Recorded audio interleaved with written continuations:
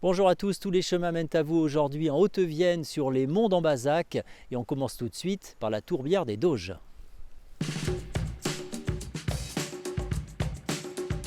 C'est un espace naturel particulier dans lequel il y a de la tourbe. La tourbe en fait c'est des végétaux mal décomposés qui forment une sorte de tapis très pauvre sur lequel se développent des végétaux très très rares, des orchidées, des fougères primitives, des plantes carnivores. Et à ces plantes sont inféodés aussi nombre d'insectes qui sont excessivement rares. Toute cette faune et cette flore ont concouru à la création de cet espace naturel protégé en 1998 par l'État. Et c'est un site qui est ouvert toute l'année, qui se visite. Vous avez deux cheminements, un de 5 km et l'autre de 2 km qui permettent de découvrir le site. Et puis le Conservatoire des espaces naturels de Nouvelle-Aquitaine qui met en place des visites guidées gratuites. Il suffit de se renseigner sur le site internet du conservatoire.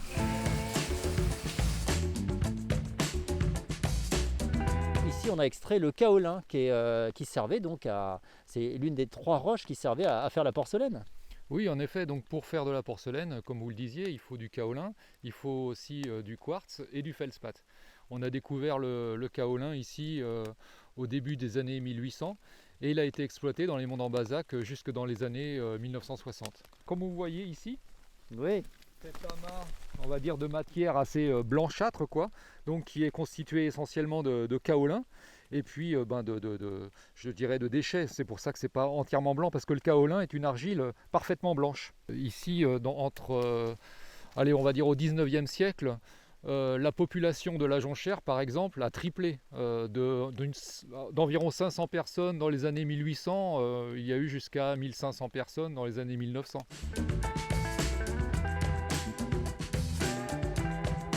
Là vous avez voulu nous montrer une particularité de ces monts d'Ambazac, c'est ces loges de bergers ou même de bergères, faudrait-il dire.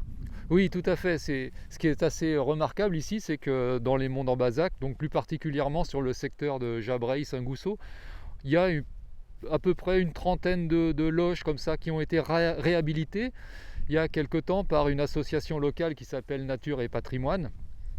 Il faut dire que ces loges étaient assez courantes dans les monts d'Ambazac, mais malheureusement la plupart ont été détruites parce qu'elles n'étaient plus utiles, tout simplement. Donc on a la chance de pouvoir parcourir des sentiers de randonnée aujourd'hui et de découvrir ce petit patrimoine bâti très très particulier. Alors celle-ci, elle est de très belle facture, comme vous pouvez le voir. Elle a même une petite cheminée derrière. Et sinon, ce qui est intéressant avec ces loges, c'est qu'il y en a qui sont construites dans des murets, d'autres qui sont en plein champ. Elles ont chacune leur particularité.